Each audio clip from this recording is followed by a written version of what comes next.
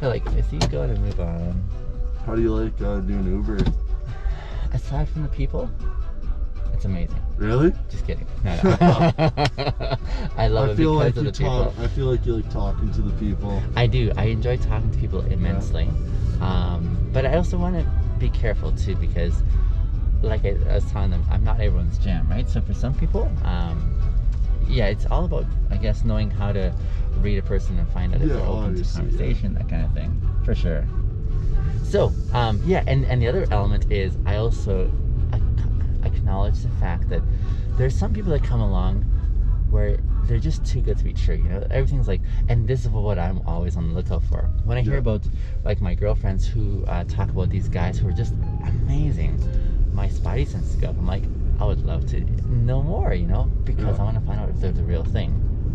And so, yeah, I'm very much aware of perceptions and how people can spin narratives that make them look really amazing, right? But they may be something else potentially, or they may be the real thing. But I really appreciate kind of trying to understand people's motivations and how to get to that. Yeah, you're awesome, man. How do you know that? Oh, I appreciate that, by the way. Like I've never seen your TikToks. That's before. okay. I don't take offense at all.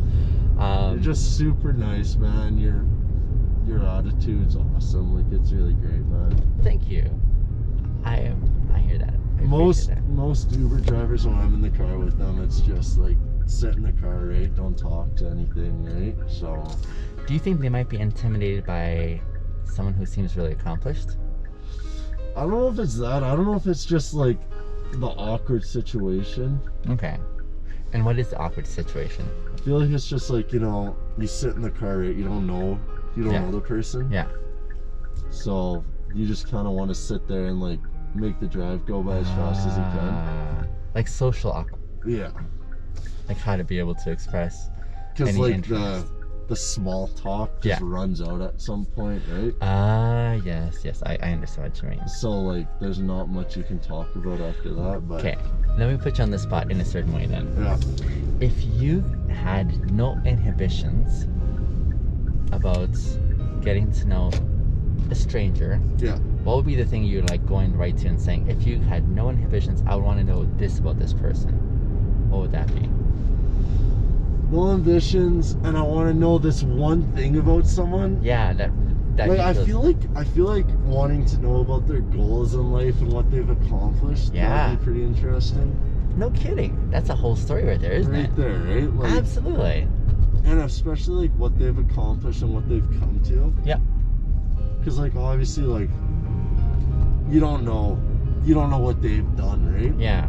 They could have come from fucking anywhere. Yeah. Right? Absolutely. So. Yeah. I totally get it. No, that's brilliant, I would say. Now imagine you actually got to hear their story, and the story was pretty epic. Yeah. Do you know what I'm saying? You have no idea, right? Yeah. You just get in a car with a stranger. Yeah. So you're gonna be 20. 20 in 3 days here. I got like 21 years on you. Really? Seriously. Actually? I'm serious, yes. I have heard I look kind of young. I shit you not, I would have guessed you're fucking 25, man. I was gonna guess. Oh man, thank you, that's great. I hear that often too, but why was I mentioning that? Oh yeah, I was mentioning that because, I mean, the time went by really fast, but here's the one thing I can guarantee, and I was telling another group of young girls this tonight. Yeah. As you're heading into this next season here, the one for sure thing that's going to happen is life is going to throw you the crapshoot often. Yeah. And the biggest ways that we grow in amazing directions is through the crappy parts. Yeah. I've never heard of a person who grows the most character-wise during the happy seasons or the easy seasons, right? It's when everything hits the fan in a really bad way. When they show their true character. When they show, well, not only where they show their true character, but that's where the opportunity, I would say, comes in to be able to say, crap, this is not good, but I got to work through this. And as you're in the process of working through it, the opportunity comes where you can start making some calls that put you on a trajectory of, are you going to be becoming a better version of yourself? Yeah. The better version of yourself is almost through the crappy seasons of life. And that's, That's not an easy answer. It's You know what really I'm saying? not. But I wanted them to be aware of that before they got there, because during the middle of it, it's sometimes hard to have clarity and see like what's really important, what you're trying to aim for, right? Yeah. Because you're just trying to like keep your head afloat or whatever, right? But especially for us guys, for example, Yeah. it seems to me that there's not as high of an expectation or a threshold in general that we're after the right things, or that we're committed to the noble things, if you will, right? Yeah. So it's a harder conversation to say, as guys, how do we calibrate? Sorry for the whiplash, by the No, way. you're good. Don't even worry. Yeah, how do we calibrate for the part of taking that role that Yeah. enables us to have good things to give?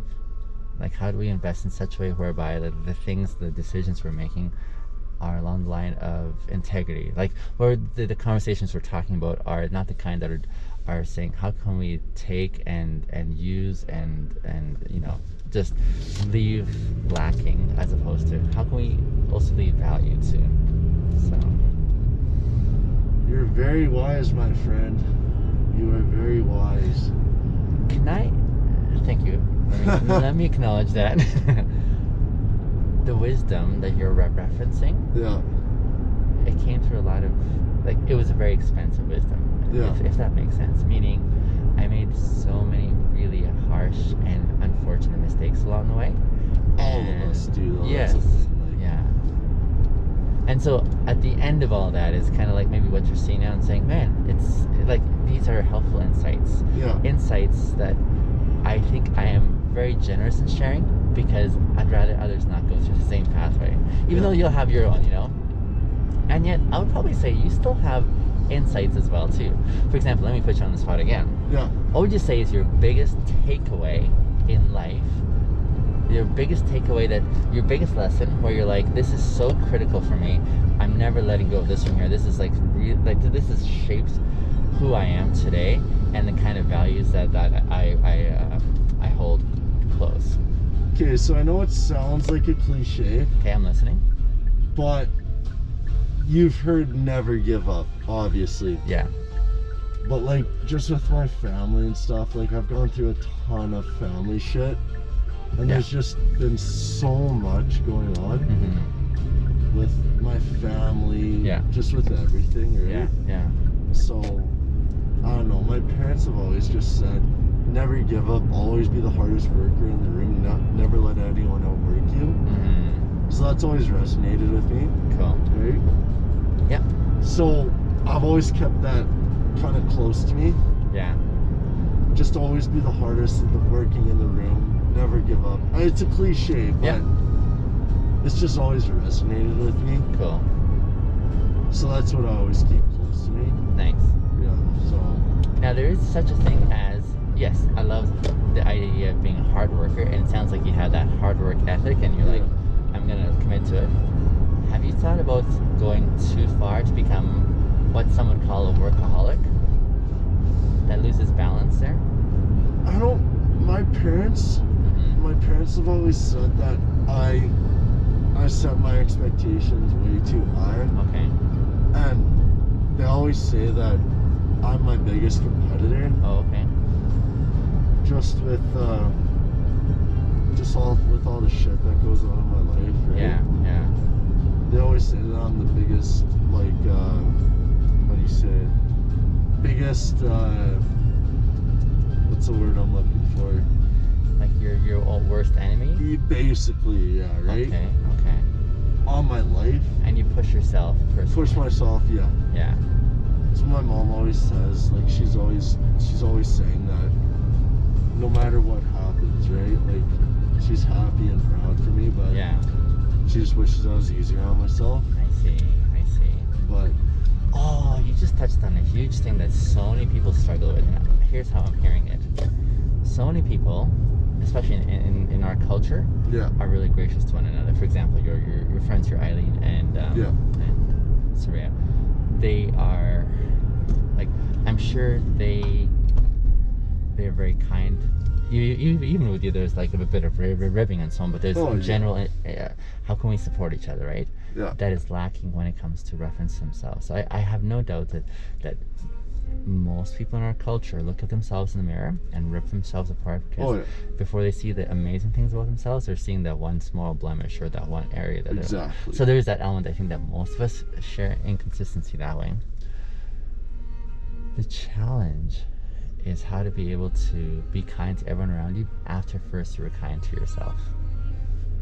You see, if you can imagine the picture of a well, for example. Imagine a well where people in a community come to get their water. Yeah.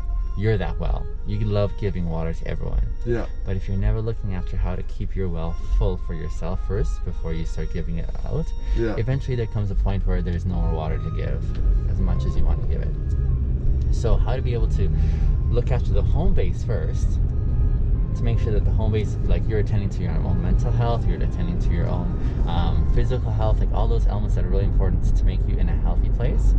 Because if you're starting to give of yourself while you're depleting yourself, there's something economically there that's going to run you into trouble on your ground, right? And so you're 20 years old, you're probably not ready for a family yet, or I'm not sure that's on your horizon. Not even close, man. Let's say though that you're in preparation for whatever comes in the future, whatever that looks like, right? I would say the things that you're practicing now or trying to keep on the radar right now by way of balance is really going to help you survive at the end. Yeah. And I say this as one who is a hypocrite, and I'll tell you why. I'm a workaholic. You know, I've been averaging about 12 to I'd say 16, 17-hour days the last few months. Holy shit. And before that, I've been averaging 12-hour days. Yeah. 5 to 7 days a week. Now, the nice